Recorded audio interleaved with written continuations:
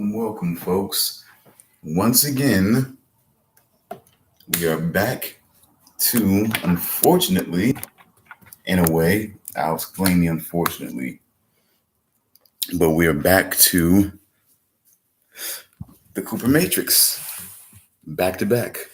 Wasn't my intention. I come to you a bit humbled and frustrated. Of course, I'll get over it. Got a show to do, but nonetheless, fucking frustrated. Okay? When I did the first part of the show, 30-minute, a little over 30-minute show, I had promised that I would be coming with a live coverage of the Mary J. Blige and Nas concert that was at the Virginia Home Loans Theater. Virginia Home Loans Theater, yeah. I believe that's the best way to put that. Went there, did the research. No professional equipment, no cameras with zoom lenses, detachable equipment, and things like that. That's what I thought I understood. I came with my Chromebook, which allowed me the ability to do live, coverage, live shows, live streams, because of being that I am under 1,000 subscribers at this point, I'm as yet unable to do live streams on my mobile phone, which I would have done that with no problem, but that was my obstacle. So it sucked as I had to go and take the damn Chromebook back to my fucking car. I did get footage, I did get pictures, live pictures to show on the big screen that Nas was performing. That was, of course, my have. It was a nice little have. They figured a good way to make some good money and good touring is have a good mix of people that from different generations that love to hear Mary J. Blige, and a couple of generations that love, what I'm saying, that still ride for Nas and whatnot. So I'm one of those generations that rides for Nas and whatnot. He was definitely a part of my, teenage years coming up, in the 90s. It was definitely, getting through 13 to 18 in the 90s, was definitely a lot. And thanks to Nas, what I'm saying, in large part, so it was definitely a good time. Enjoyed myself. Most importantly, the wife enjoyed herself. She got to see Mary J. She got to see one of her favorite, singers, one of her favorite acts, Mary J. Blige, and she was not disappointed. She really, I don't know, she found her stride, but folks, I mean, heat is real. Let's be quite honest with that. The heat is real out here. Summers can be brutal out here in Virginia, and without cooling systems and things like that, which I think that when you have an act such as this, just think, folks, to be out there with the catalog that she had, with the catalog that Nas had, they could have went on and on and on. They tried their damn best. I tell you that much. They tried their damn best. Let's just say Nas is, Nas is like, one mic, got yourself a gun, just to name a few. Now, for those folks who are wondering, let's just go ahead and dispel that right away. He did not do Ether at all. I don't even know if that's even a song that he does anymore because of now his friendship with Jay-Z. I don't think that it's a thing that he really feels like he needs to kind of enter into his catalog. There's so much more in the catalog that he really does not have to pull out, Ether. Although it is one of the most brutal, I probably say Ether was number 2 in the all time. Wow, I'm gonna have to take some time on that one, but I definitely could say that it's in the top 5 of all time brutal diss tracks there ever was. Because I definitely say tops for me is No Vaseline, without question. Another top one for me, of course, is only by the fact of just what he took on. But Royce da 5'9" and his diss track, Malcolm X, on D12 was just brutal because he took all of D12 on. by himself and just completely slaughtered those guys. But anyway, Mary J. Blige played a number of things. My Life, No More Drama. You know, Family Affair. I mean, she did. Love Is All We Need when Nas came on. She even did a little remix of. It's just a couple of things happening there. Nas came out a couple of times. I mean, it was just like I said, it was definitely quite a performance. She definitely brought some sexy back onto that stage. I'm gonna tell you that much. I definitely expected. You know, dressy dress. Nice dress, heels, and everything like that. But you got thigh high boots. You got, short shorts. You got, you got these outfits. I mean, it was quite a scene. But that's about as much as I can give you. Maybe some pictures toward the end, but it's about as best as I could do because fucking TSA wannabe security up here at the fucking Virginia Home Loans Theater or whatever, want to act like a fucking iPad. I had a fucking iPad. Like, what the fuck, man? It's not a damn iPad. It's a fucking Chromebook. I mean, you just can't have that. What the hell am I going to do with this thing, man? Like, what am I really going to do besides use the... It's like idiots, man. Idiots. What can you do? You live in a world where people are not tech savvy and they think that everything is used to bootleg or something like that. I'm going to fucking bootleg something. I mean, I put it in the bag for you to see. I mean, am I really trying to fucking bootleg this damn thing? Like, really?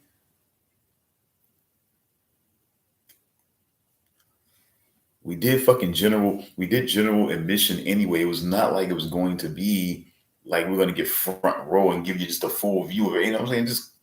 I'm just being able to give a live experience of the situation, I thought. But, give it time, folks. Got to give it time.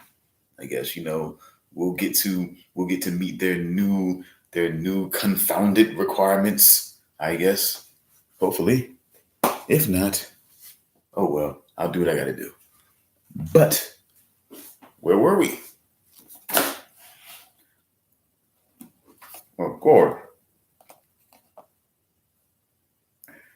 We were trying to finish out quite a challenging chapter. That is only chapter 2, but it's quite challenging. All right, let's get to where we were. Oh, crap. Here we go. All right. Okay.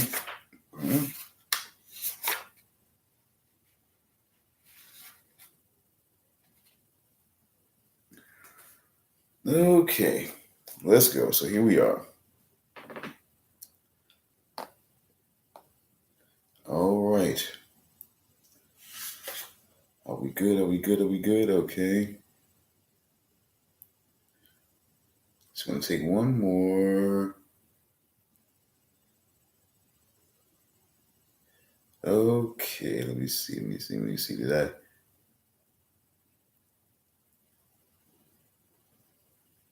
Okay, now we back to that just to make absolutely sure. Okay, it is important that you know that the members of the order take an oath that absolves them from any allegiance to any nation or king or government or constitution, and that includes the negating of any subsequent oath of allegiance which they may be required to take. They swear allegiance only to the order and its goal of a new world order. George Bush is not only a loyal citizen of the United States, but instead is loyal only to the destruction of the United States and to the formation of the New World Order. According to the oath Bush took when he was initiating into Skull and Bones, his oath of office as President of the United States of America means nothing. Now, also, folks, some people might try to argue that a group such as this seem a lot like anarchists. Here's the thing. Anarchists are not about secretly saying they're anarchists while infiltrating and acting as if the oaths they mean certain things to them when they don't. We're truthful about what things mean to us and what things don't mean anything to us. That is one thing that's going to separate us from any sort of group like this anyway. Also, all right, moving on. The Trilateral Commission is an elite group of some 300 very prominent business, political, and intellectual decision makers of Western Europe, North America, and Japan. This enterprise is a private agency that works to build up political and economic cooperation among the among the three regions, excuse me. Its grand design, which it no longer hides, is a new world order. The Trilateral Commission was the idea of its founder, American banking magnate David Rockefeller. Folks, just come on, folks. It's just, question everything once again. If you don't believe that the Rockefellers truly have their hands in everything, please just look it up. Question everything. The real reason for its formation was the decline of the Council on Foreign Relations power as a result of the people's dissatisfaction with the Vietnam War. The reasoning behind the move toward the Trilateral Commission was the same as entering two horses in the same race.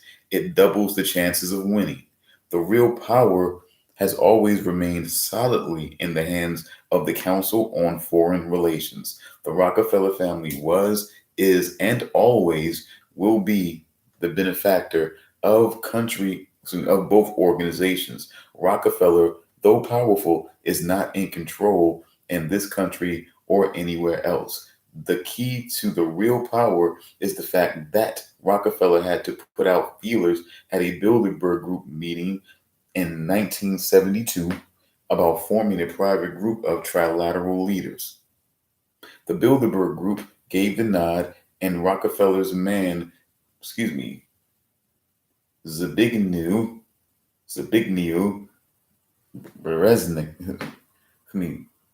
Brzezinski,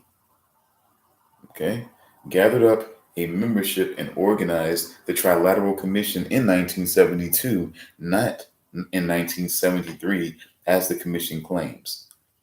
A key to the danger presented by the Trilateral Commission is its seminal piece, written for them by Harvard professor Samuel P. Huntington in the mid 1970s.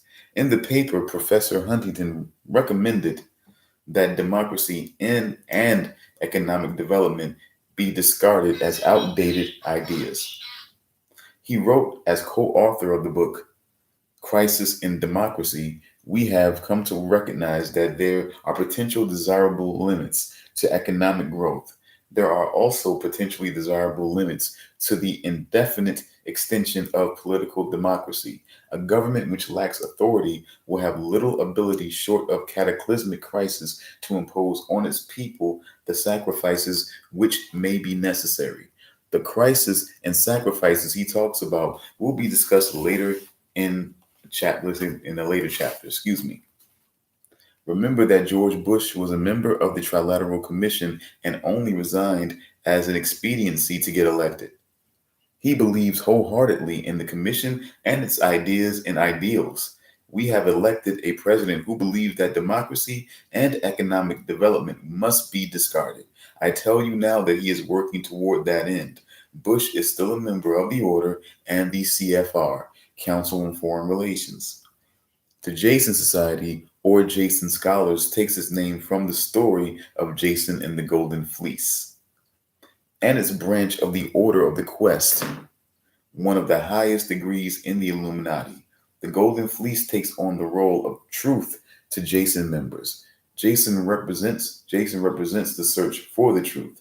Therefore, the name Jason Society denotes a group of men who are engaged in a search for the truth. The name Jason is spelled with capital letters when used as the name of the Jason Society. Lowercase letters are never used when referring to this secret group. A special office note, folks. Crap.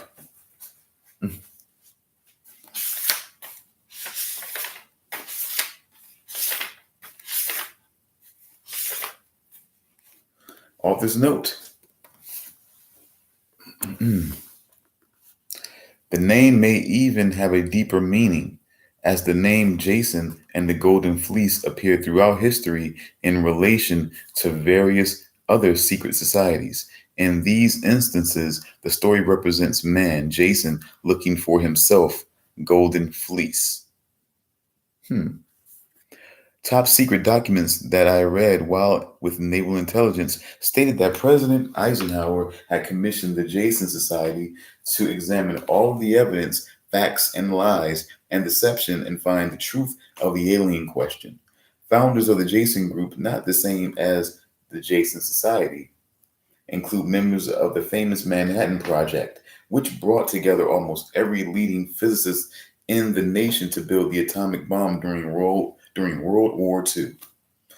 The group is made up mostly of theoretical physicists and is the most elite gathering of scientific minds in the United States. As of 1987, the membership included 4 Nobel Prize winners. Get it together, dude. But today, Jason continues to offer scientific help the government cannot find anywhere else.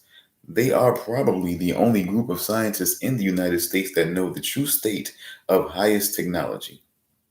Meaning, folks, that this group probably knows just how advanced, how much more they actually know can be accomplished within technology, within devices, and things like that. How much is being sort of just given to us on the back end as we gain more advances, more ways to police it, more ways to counteract it. They're now giving it to us, not giving us the things that they can more easily control. As things move forward, we're able to easily, drones and things like that. I mean, as things start to move forward and forward, we start to gain just somewhat easily controlled situations and technology that they've had. I mean, it's always been believed in circles that I run in that the government and those beyond the government, those who pull their strings, have always had well more advanced knowledge of technology and things that could be done and have already been done than we will ever have, unless they decide to reveal it. Or maybe someone can crack that case. Okay. Jason is shrouded in what appears to be unnecessary secrecy. The group refuses to release its membership list. None of the members list Jason membership on their official resumes. Working completely behind the scenes, Jason has guided the nation's most important security decisions. These include, but are not limited to, Star Wars, submarine warfare, and predictions about the greenhouse effect. The Jason members are each paid a $500 per day consultant's fee. In the documents that I read while with Naval Intelligence, the Jasons predicted that the greenhouse effect would lead ultimately to an ice age. According to the Pentagon, the Jasons hold the highest and most restrictive security clearances in the nation. They are given the protocol rank of Rear Admiral, 2 stars when they visit or travel aboard ships or visit military bases. The only other reference to the Jason group that I have been able to find is in the Pentagon papers. The papers stated that Jason was responsible for designing the electronic barrier between North and South Vietnam for the purpose of sealing off infiltration of the South by North Vietnamese regulars during the Vietnam War. I was stationed on the DMZ, and I can tell you that it did not work, excuse me.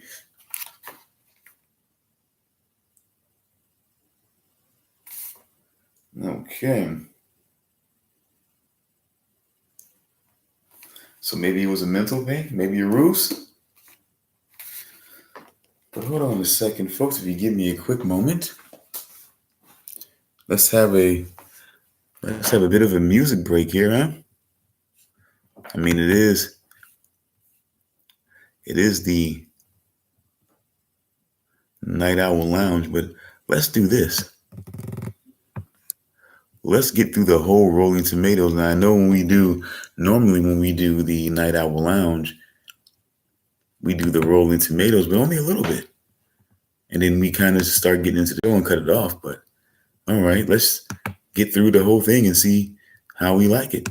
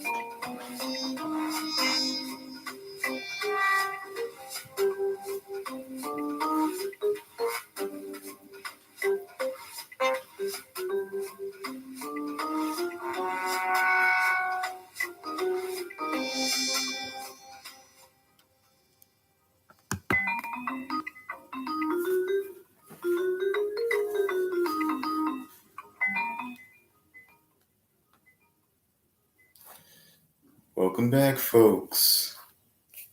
So we're going to get through. Well, we had a nice little music break there. We're going to get through the rest of this. Try to get through it because we got a few more pages here. Okay.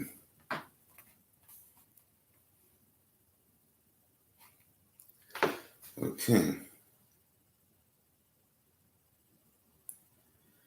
Okay. Well, basically, okay. The veil of secrecy drawn around the Jason Group has been so tight and so leak-proof since its conception that those who think the government cannot keep a secret need to re-examine that position. The government was able to contain the Jason secret except for the one leak. But the Jason Group itself, a civilian group, did even better. No leaks have ever occurred from within Jason. Jason is administered by the MITRE Corporation. Government contracts allotted to the MITRE Corporation are in reality allotted to the Jason scientists. This is done so that the name Jason does not ever appear in documents which may come under public scrutiny. Like in these days, the Freedom of Information Act.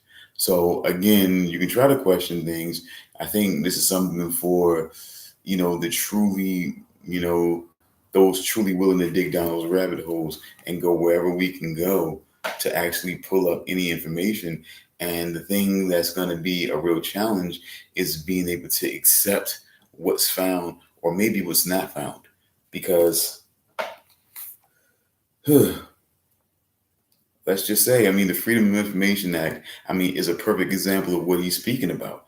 That's why they try to make sure that there's no way that anything that they've been involved in could be documented. Because when the Freedom of Information Act comes along and you have to give up this information, here you go. So,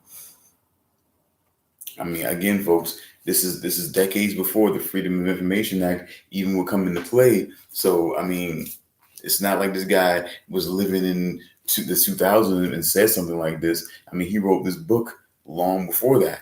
So, I mean, let's just keep that in perspective.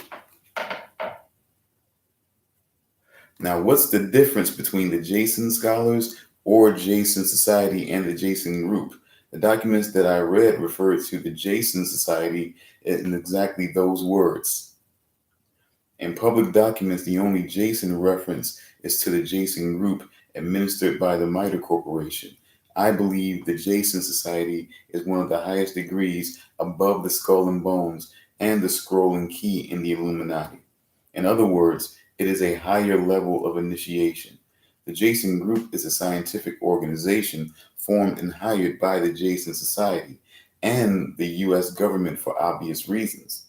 I know a lot more about the Jason Society and the Jason Group, but I do not want to injure Mr. Grant Cameron, who has done extensive research on these subjects. He will publish his research in the coming months. I guarantee his findings will amaze you.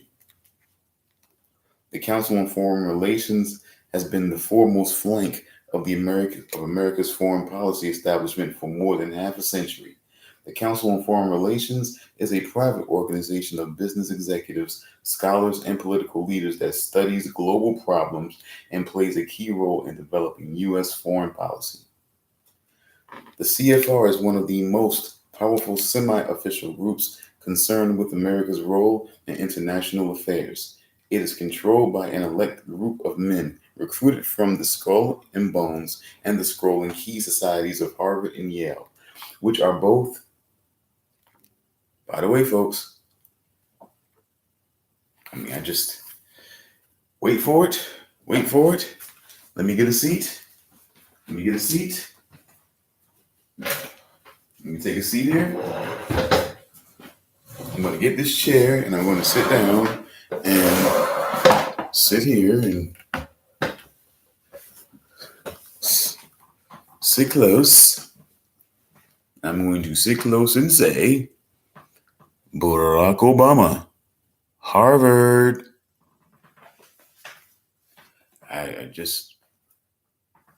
Harvard. I just want to say, just putting that out there. Harvard, Barack Obama, Harvard Law. Just saying. Harvard. Just think on it. Question everything. Which are both chapters of a secret branch of the Illuminati known as Chapter 322 of the Order. See page 81. And of course, 81 explains everything that those secret orders are about. Anyway, the members of the order make up the executive committee of the Council on Foreign Relations after undergoing initiation into the Order of the Quest, also known as the Jason Society.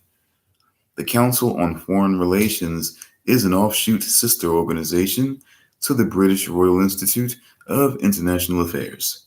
Their goal is New World Order.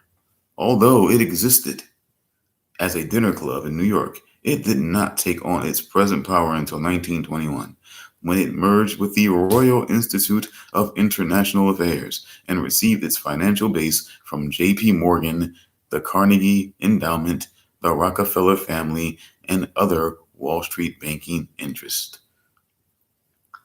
J.P. Morgan Chase, things of this nature, long-standing companies that have been around for a long time, folks.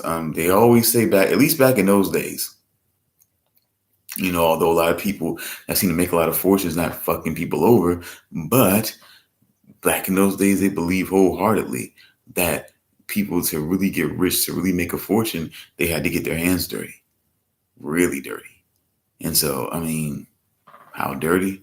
You know, a lot of that racketeering that people believe that the mob, the Irish mob, the La Cosa Nostra, Yakuza, whatever you want to act like the underworld gangs is out there doing shit.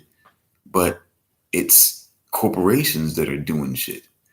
That's why law had to be enacted about monopoly. So basically, you had the law looking at it and saying, okay, you can't take up every region, be the only game in town. So no one has a choice but to come to you when it comes to bread or when it comes to, so when it comes to oil or gasoline or things like that. I mean, just saying something to where other people could possibly obtain that and compete with you. You're not allowing them to compete. You're trying to run them out of business. You're trying to hurt them. You're trying to intimidate them to where they'll pack up and go somewhere else. It's just instead of just being healthy competition and basically overwhelming them because, people prefer what you have more than what, saying they prefer what they have. Simple. But, people just don't want to wait that long. They don't want to have that kind of dedication. They want to be able to make sure that they turn a profit by making sure that they can go nowhere else. And then giving them sometimes a very, very slight quality at which you're not feeling like you're getting what you pay for, but where else are you going to go? Okay, but anyway, okay.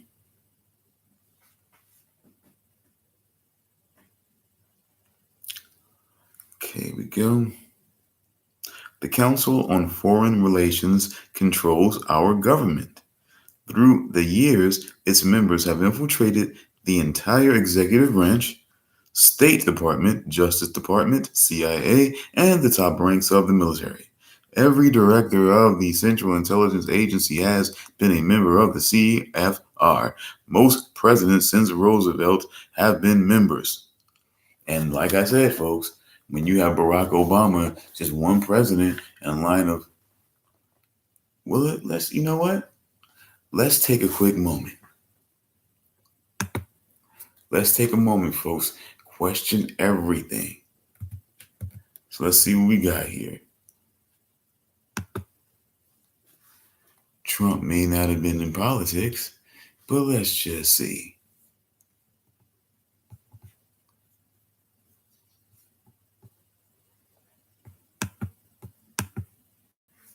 Trump may not have been president, but let's just check out.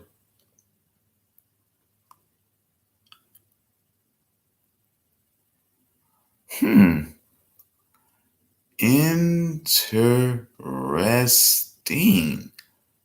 Huh. Wow. Interesting. From the Wharton School.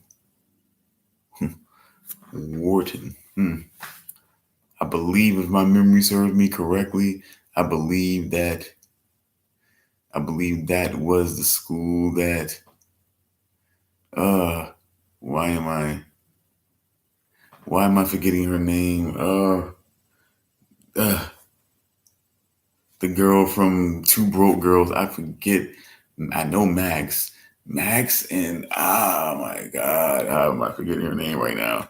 Because I used to like that show a lot, but she also speaks about Wharton.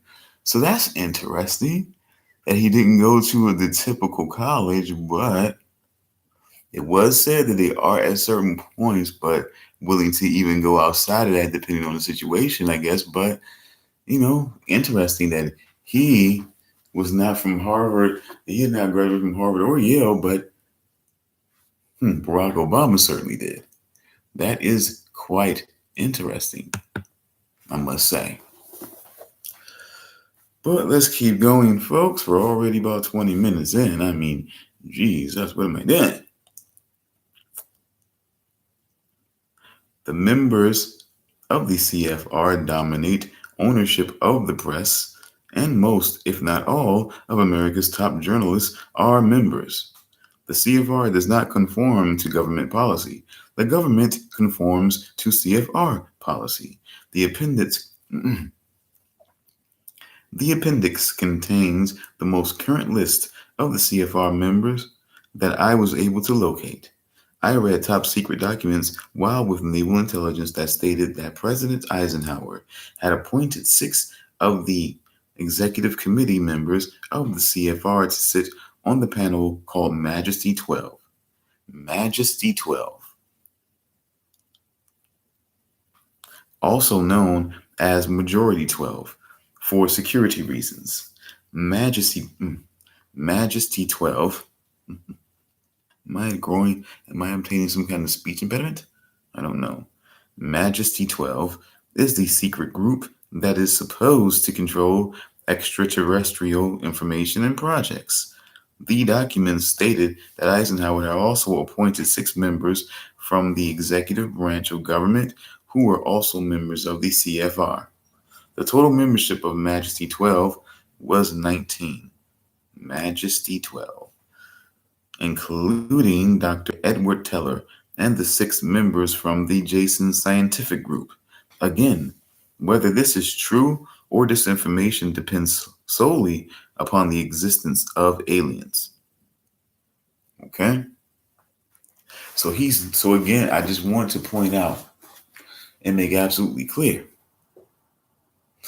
that this is a book, very, very legendary book now.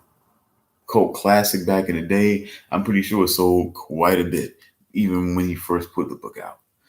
Definitely got some controversy, definitely got some hate, probably even got some death threat. Okay, partying, folks. Had fun. But anyway, still got to do my job, folks. Still got to do what I do. All right, so. But basically,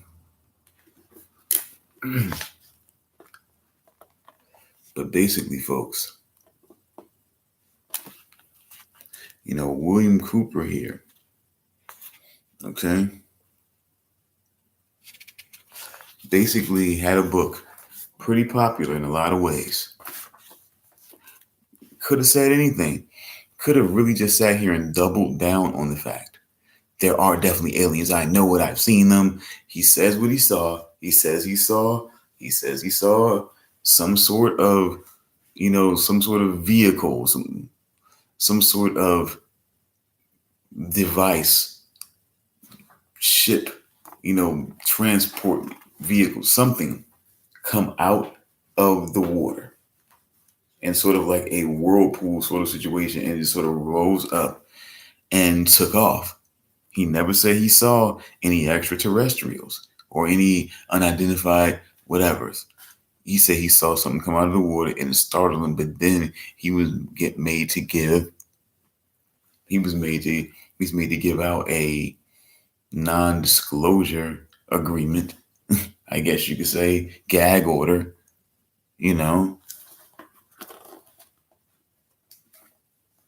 I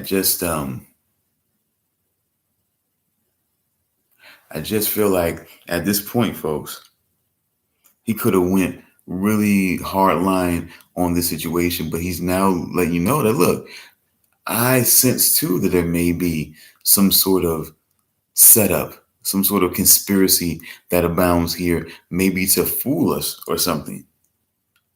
Maybe that could be. You just never know. All right. Well, folks. Oh boy.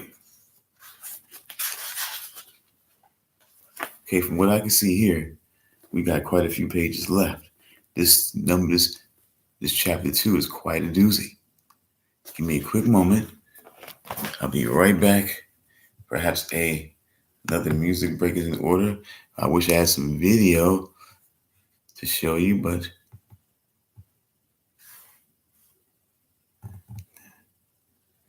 okay.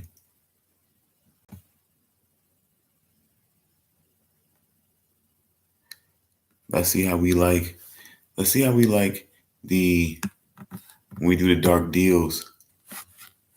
when we do the Dark Deals episodes again, when I start that back up, I think I'm going to have this be the actual theme song. So let's tell me what you think.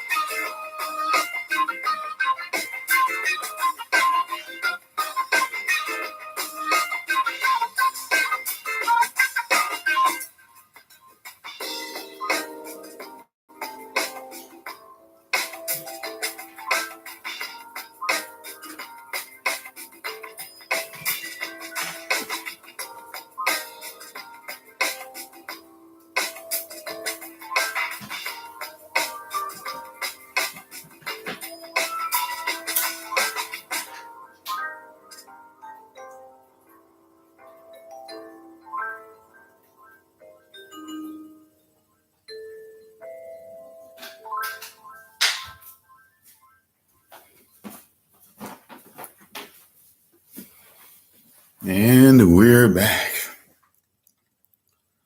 Ooh, alrighty. Well, folks, okay. We have 15 minutes before we get to an hour, which is that prime real estate of, good show, not letting it linger too long and things like that. But we're going to try our best to get through this and give you the poignant details here. So let's try and do that, shall we? Okay. Okay, let's see. Knights of Malta play a powerful role in this scenario. In the 1930s, this one is very interesting. General Smedley Butler was recruited to help take over the White House. He was told that he was needed because of his general popularity with the military. General Butler blew the whistle and named several prominent Americans as part of the plot. At the top of the list was John L. Raskob, who was a founding member of the U.S. branch of the Knights of Malta. He was a board chairman. He was board chairman of General Motors. He was at that time the U.S. Treasurer of the Knights of Malta. Congressional hearings were held to investigate the plot, but none of those named, including Raskob, was ever called to testify, and nothing ever came of the hearings. Although you will find this in the congressional records, you will never find it in any history book anywhere. It is significant that the Iran-Contra episode has many similarities to the 1930s plot. William Casey was a member of the Knights of Malta. William Casey, with the help of Vice President Bush and Armstrong and Donald Reagan, caused the president's Foreign Intelligence Advisory Board to be emasculated. Let's try that again. Wow, folks. Here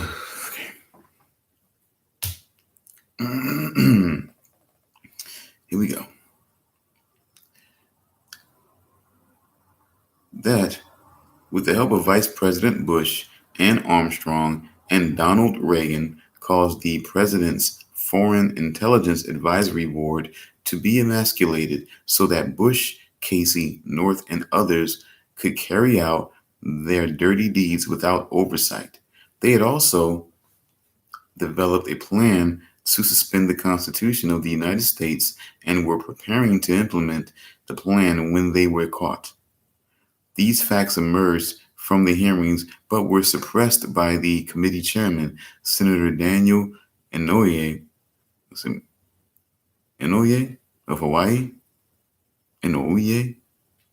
You must understand in your eye, in no eyes, Inouye, and not be new eye. Anyway, you must understand that tremendous power was involved in both attempts to overthrow the United States government. William Casey was the director of the CIA. He was a member of the CFR. Casey was a Knight of Malta. He was the head of Ronald Reagan's political campaign. He was head of the Securities and Exchange Commission. During the Nixon administration, he was head of the Export-Import Bank. Casey arranged financing for the Kama River Truck Factory in the Soviet Union with 90% of the funds guaranteed or furnished by the U.S. taxpayer. This factory built military truck and tank engines for the Soviet Army. It was and may still be the largest factory in the world and could produce more heavy trucks than all U.S. factories together. I believe Casey was murdered. The Knights of Malta is a world organization with its threads weaving through business, banking, politics, and the CIA, other intelligence organizations, P2 religion, education, law, military think tanks, foundations, the United States Information Agency, the United Nations, and numerous other organizations. They are not the oldest, but are one of the oldest branches of the Order of the Quest in existence. The world head of the Knights of Malta is elected for a life term with the approval of the Pope. The Knights of Malta have their own constitution and are sworn to work toward the establishment of a new world order, with the Pope at its head.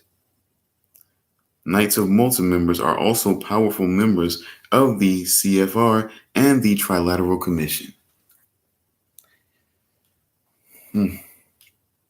Wow.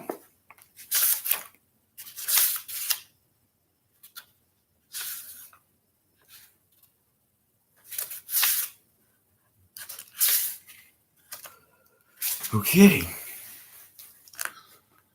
All right, let's go. The Vatican has been infiltrated over many years by the Illuminati. This is easily proven by the fact that in 1738, Pope Clement VII issued a papal bull which stated that any Catholic who became a Mason would be excommunicated, a very serious punishment. In 1884, Pope Leo VIII issued a proclamation stating that Masonry was one of the secret societies attempting to revive the manners and customs of the pagans and established Satan's kingdom on earth. Piers Compton, in his book, The Broken Cross, traces the infiltration of the Catholic Church by the Illuminati. He has found the use of the all-seeing eye in the triangle by leading Catholics and by the Jesuits. It was used in the seal of the Philadelphia, Eucharistic Congress in 1976. It was on a special issue of the Vatican stamps in 1978, announcing the final Illuminati victory to the world. Wow.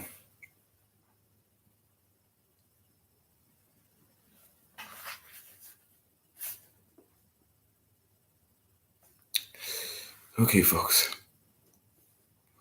Whew.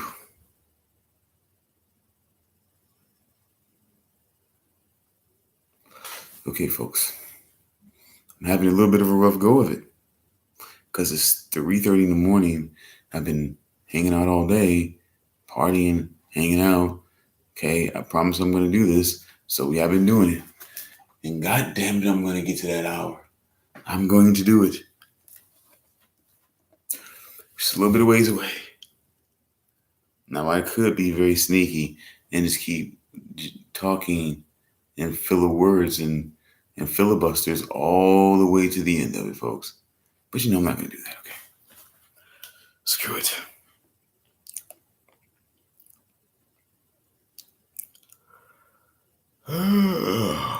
Okay, we go. Mr. Compton claims that Pope John the 13th wore. No. That'd be next, okay? That would be Pope John 23rd wore the all-seeing eye in the triangle on his personal cross. Compton is adamant that several hundred leading Catholic priests, bishops, and cardinals are members of secret societies.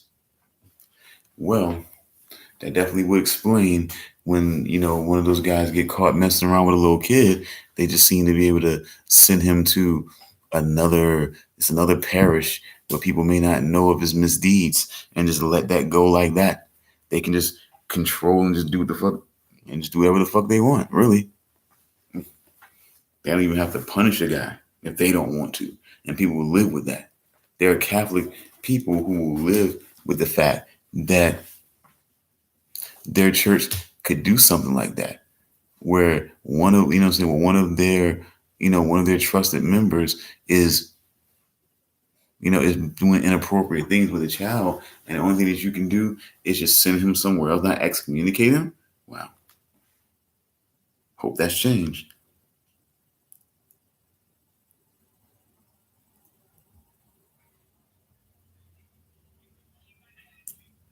All right. Okay, we go. Let's get through this last little part here. Let's see.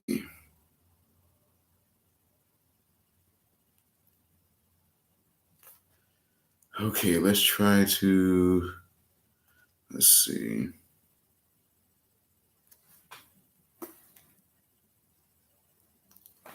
All right, let's try to do this. Boom. Okay. The best indication of infiltration is that on November 27th, 1983, the Pope retracted all of the papal bulls against Freemasonry and allowed Catholics, after several hundred years, to again become members of secret societies without fear of excommunication. The goal of the Illuminati to elect one of their own to the papacy appears to have come to fruition. If that is the case, the New World Order is just on the horizon. Now is the time. The first U.S. ambassador to the Vatican was William Wilson, a Knight of Malta. His appointment was probably illegal and, for a fact, was highly unethical. Wilson could not possibly have represented the U.S. when his allegiance was sworn to the Pope.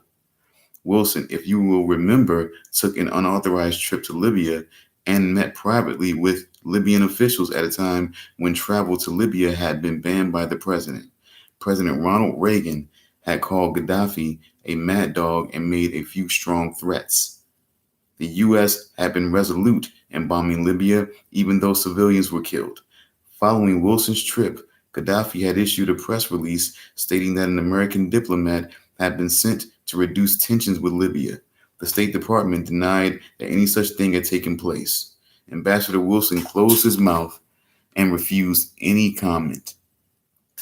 To this day, he has said nothing, even though his actions made a liar of the United States and embarrassed us worldwide.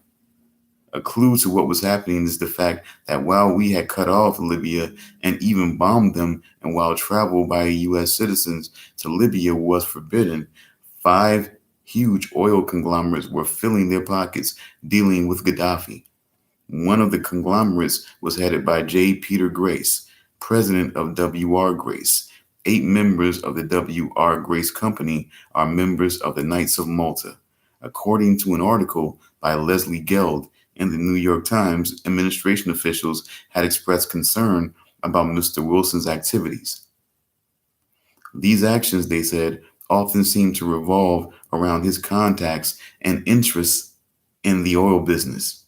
Wilson should have been fired, but instead, nothing happened except that he and his wife attended a papal Easter Mass and stood next to George Shultz and his wife. In diplomatic language, this indicated private approval of his actions. George Shultz, of course, is a member of the CFR, the Bohemian Group, the Bohemian Club, and the Bechtel Corporation, all of which have close ties to the Order and the Knights of Malta. Give me a second, folks. Just want to see some things. See what we have happening.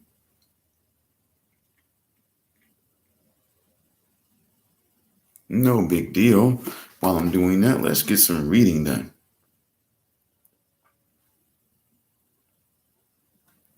Wilson engaged in several other improprieties during his ambassadorship. Again, in each case, nothing happened. Finally, he resigned. Later, if you will remember, President Reagan suffered a fall from a horse on William Wilson's ranch in Mexico. Do you seriously think that President Reagan would have visited Wilson's home in Mexico if he had not approved of Wilson's actions while he was the U.S. ambassador to the Vatican?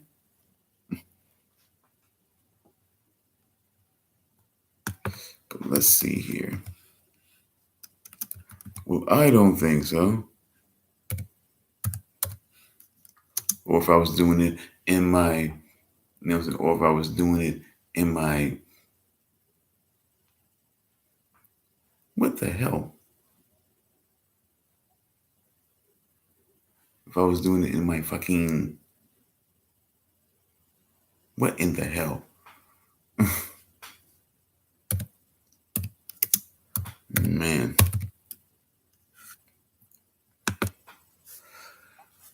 I am really about spent tonight. I am telling you that much.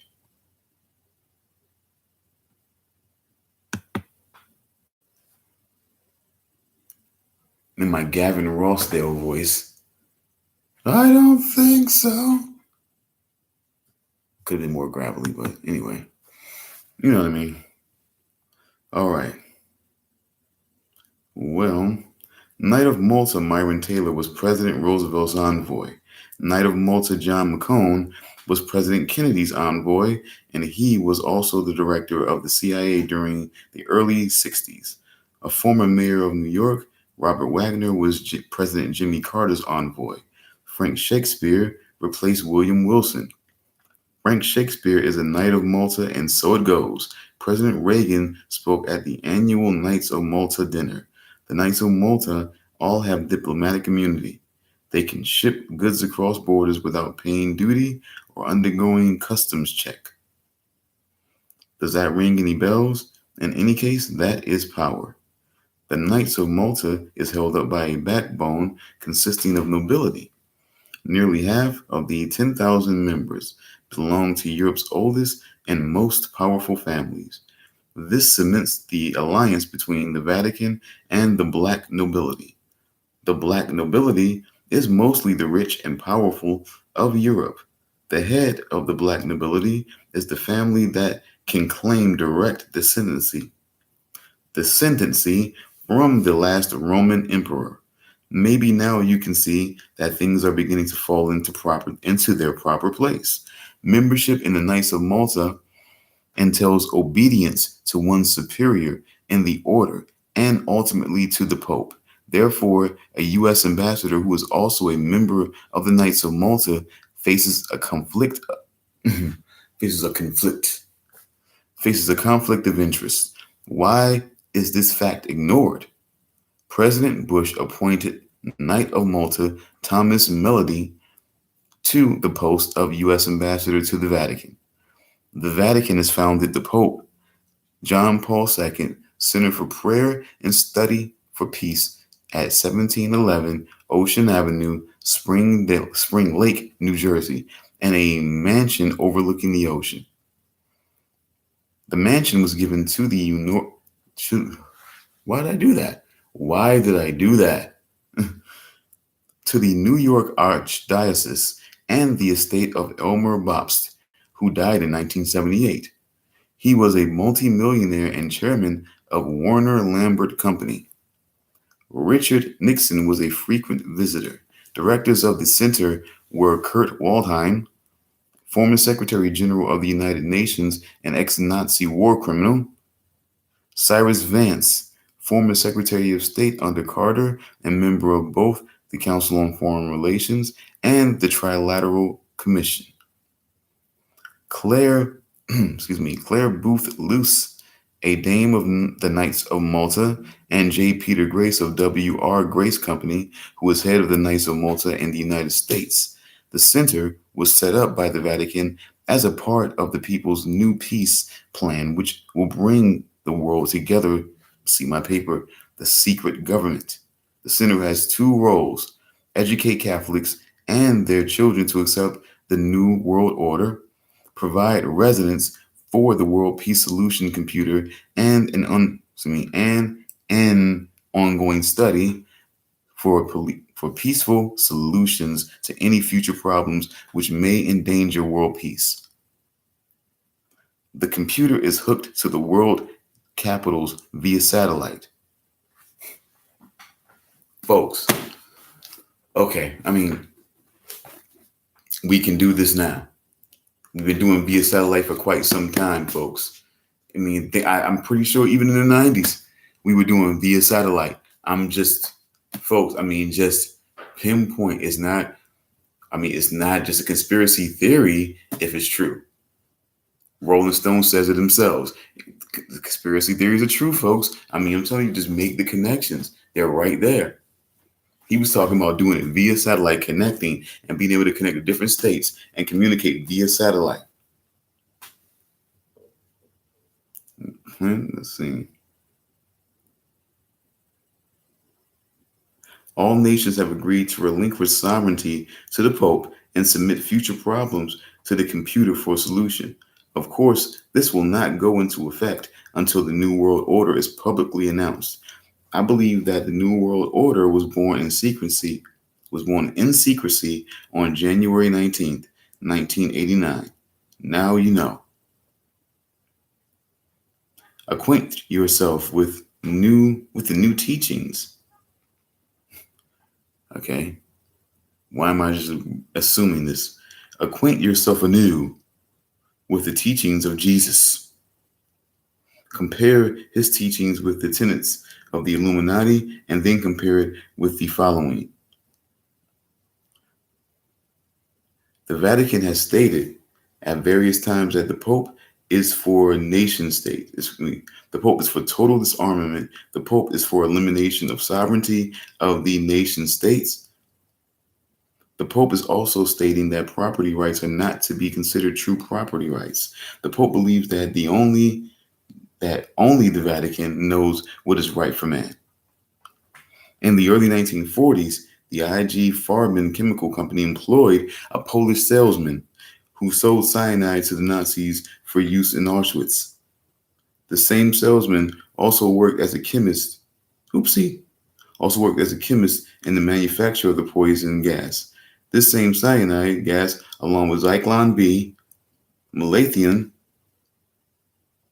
was used to exterminate millions of Jews and other groups. Their bodies were then burned to ashes in the ovens. After the war, the salesman, fearing for his life, joined the Catholic Church and was ordained priest in 1946. One of his closest friends was Dr. Wolf Zmunis.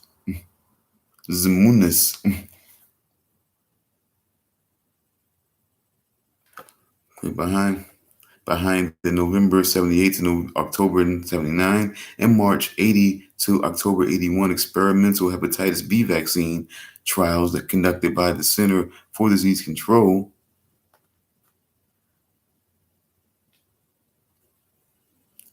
Okay, let's see.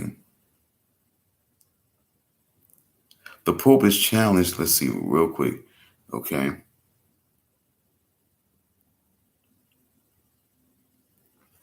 1990 is the right time with the right leaders. Ex-chief of the Soviet secret police, Mikhail Gorbachev, ex-chief of the CIA, George Bush, ex-Nazi Zionist gas salesman, Pope John Paul II, all bound by an unholy alliance to ring in the New World Order.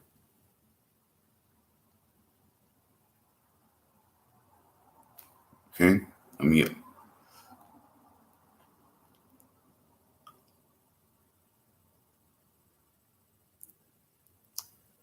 okay, so let's see. The Pope has challenged world leaders by claiming that the people of the world already recognize the absolute authority of Rome because they observe the Sunday Sabbath that was ordered by the Pope in the Council of excuse me, Laodicea. I'm like, is that right? The original Ten Commandments given Moses by God ordered that we should remember the Sabbath day to keep it holy. 6 days shalt thou labor and do all thy work. But the seventh day is the Sabbath of the Lord thy God. In it thou shalt not do any work, thou, nor thy son, nor thy daughter, nor thy manservant, nor thy maidservant, nor thy cattle, nor thy stranger that is within thy gates. For in 6 days the Lord hath made heaven and earth, the sea and all that is in them is rested, and rested on the seventh day. Wherefore the Lord blessed the Sabbath day and hallowed it. The seventh day, the Sabbath, as handed to Moses by God, is Saturday. The celebration of Sunday as the Sabbath is verification that the people recognize the Pope as superior to God. The only whole people who have not recognized the authority of the Pope are the Jewish people. And that is why the Vatican has not and will not recognize the state of Israel. The Vatican refuses to even call it Israel. Instead, the Vatican says Palestine when you're talking about Israel. And again, I must remind you that what you believe makes not one bit of difference. The important thing to understand is that if they believe this, it is going to give you nightmares. I think that might be a good way to end on this for now. So we have a few more pages to go. My goodness, man. We have already getting into it and it's almost 4 o'clock. Folks, I will close this out. Chapter 2, I promise. I've given an hour into it. And my man, I'm trying to tell you, I almost fell asleep a couple times here. Not sure if you noticed that. I'm just going to be honest. I almost fell asleep a couple of times. I mean, man, like I said, I've been really enjoying the night, hanging out with Nas, hanging out, doing the concert thing, the Nas thing. It was hella fun. Okay, hella fun. Okay, so yeah. So I'm hoping I covered things well, but if not, I'm having fun here, folks. I almost fell asleep twice. Jesus. Wonder if you caught that. Maybe you did, maybe you didn't. Who knows? I'm just going to say I had a great time. Why fake it? This is fun. I told you the bloopers are here, folks. This is live shit. It happens. So I hope you enjoyed. Maybe they bowed out. Oops. But I think I got a second win, folks. Is someone going to come back? I think I got my second win. Don't leave. Don't leave just yet. I think I got my second win. I think I might be able to finish it out. Don't leave just yet.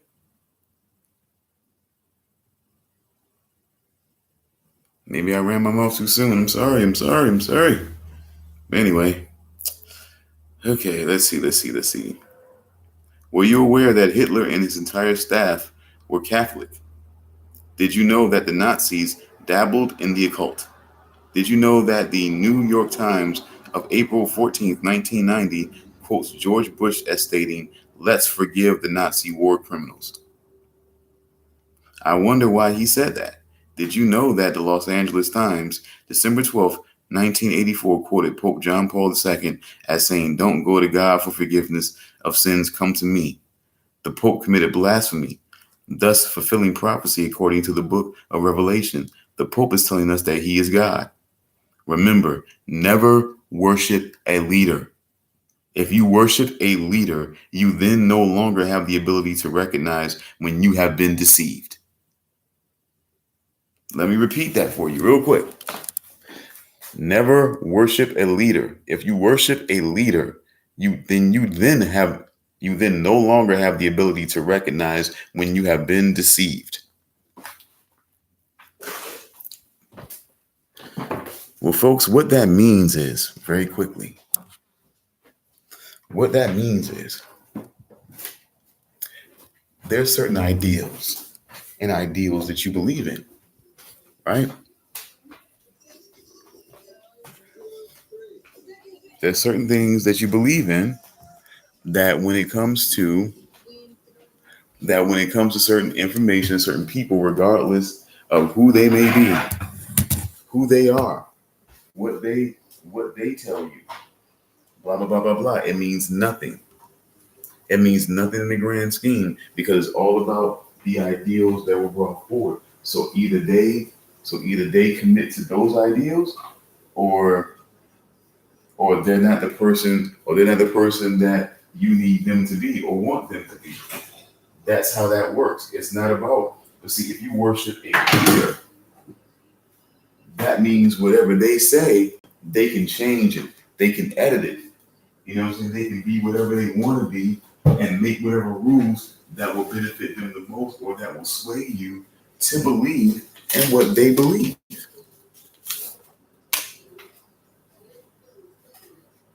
But if you believe in certain ideals, certain information, certain, you know what I'm saying, certain things that you know that you're quite clear on and quite agree with, if that person doesn't embody those particular ideals, then they're not the leader that you want them to be, and therefore they're gone. But see, if you worship only the leader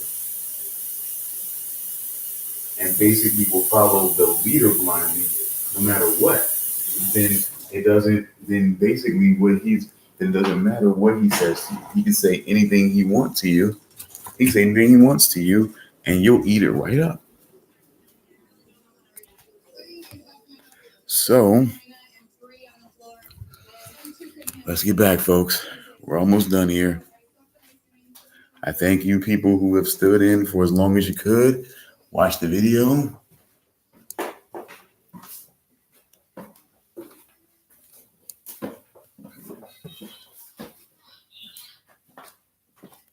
It is officially 4:00 at this point, folks, possibly, or maybe a couple of minutes away from it. Okay, second win. Let's get to it. Okay, on July 21st, 1970, on July 21st, 1773, Pope Clement the 14th, Pope Clement the 14th, forever annulled and extinguished the Jesuit order. France, Spain, and Portugal had independently come to realize that the Jesuits were meddling in the affairs of the state and were therefore enemies of the government. The Pope's actions was a response to pressure applied by the monarchies. King Joseph of Portugal signed a decree by which the Jesuits were denounced as traitors, rebels, and enemies to the realm. Pope Pius VII, in August 1814, reinstated the Jesuits to all of their former rights and privileges. Ex-President John Adams wrote to his successor, Thomas Jefferson, "I do not like the reappearance of the Jesuits. If ever there were a body of men who merited eternal damnation on earth, it is this society." Jefferson replied, "Like you, I disapprove of the restoration of the Jesuits, for it means a step backwards from light into darkness. The Jesuits are still in trouble today as they have been throughout their existence." On February 28, 1982, Pope Paul II told the Jesuits to keep clear of politics and honor Roman Catholic tradition. U.S. News and World Report stated that the Jesuits had indeed meddled in the affairs of nations. The article stated Jesuits have played leading roles in Nicaragua's Sandinista revolution. Some Jesuits have joined communist parties. Okay, folks, let's see.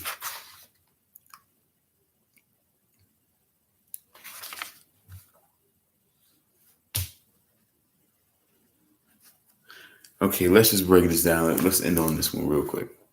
In the Great Seal of the United States, we see the ancient symbol of the Brotherhood of the Snake or Dragon, which, as you already know, is the all-seeing eye in the pyramid representing Lucifer in the form of wisdom.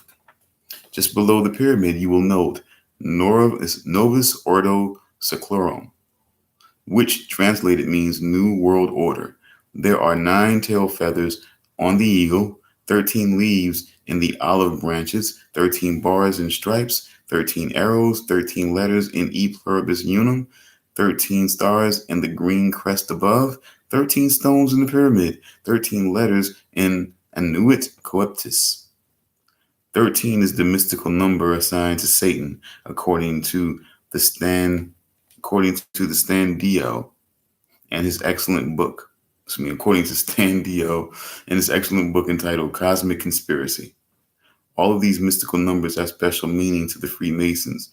You would have to be a devout skeptic to miss the tremendous significance of all of these supposed coincidences.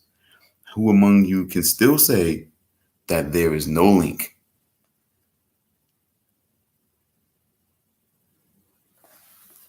Well, folks, we're pretty much about at the end of it here. I mean, let's just be real. We're pretty much right at the end of it.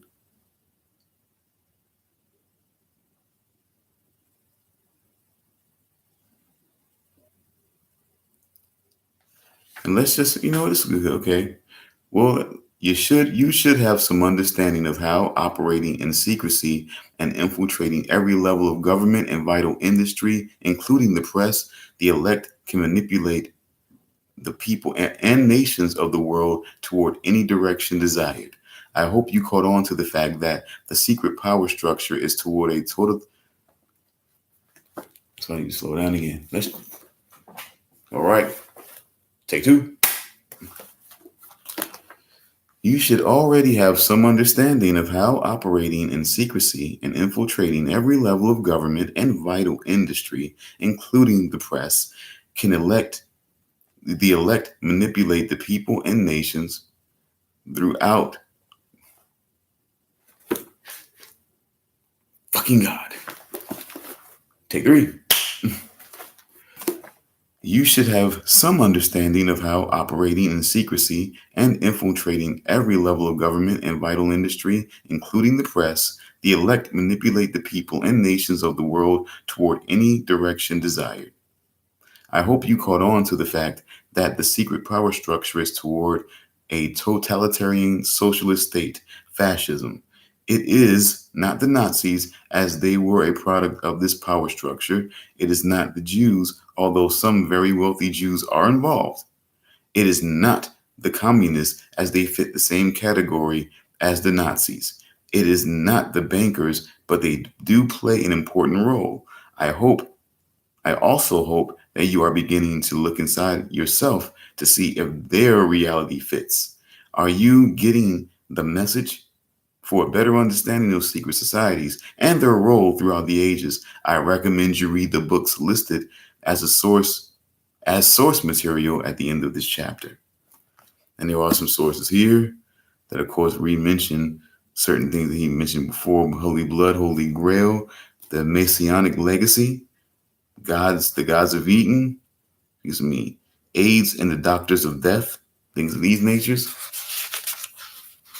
So we will move through, since we already gotten through chapter 3, which essentially was the oath of initiation of an unidentified secret order. So we'll be moving right into chapter 4, which is the Secret Treaty of Verona. Okay. So thank you very much for those who will watch this video. Thank you for those who have stayed in and stayed with me through some pretty real times here, folks. It's very organic. It's real. Okay. I'm a real person. I drink, I smoke, I live life, I enjoy, I raise kids, I work my ass off. My wife does too, and we enjoy life. We enjoyed the concert tonight, very much enjoyed it. I could have sat around and act like a fake ass and not, what I'm saying, and not may mention of the possible boo-boos that may have occurred. But if I don't and try to fake it, somebody else might, and then try to make it a whole big deal. But now you can't because I've already sucked all the steam and all the fun out of it, I guess. Maybe, maybe not. Who knows? People are who they are. But anyway, I want to bring you and thank you once again. We got to cut this light out. As my eyes illuminate and we bring you back to our usual setting that we usually do when we go into the Night Owl Lounge. But of course, we will not be having the honeybee bringing you home. We will, in fact, I think when we go, I think we'll just end it like we usually begin it with blonde terrorist attacks. So we'll just go ahead and bring it up to speed here. Thank you very much, folks, for all your time.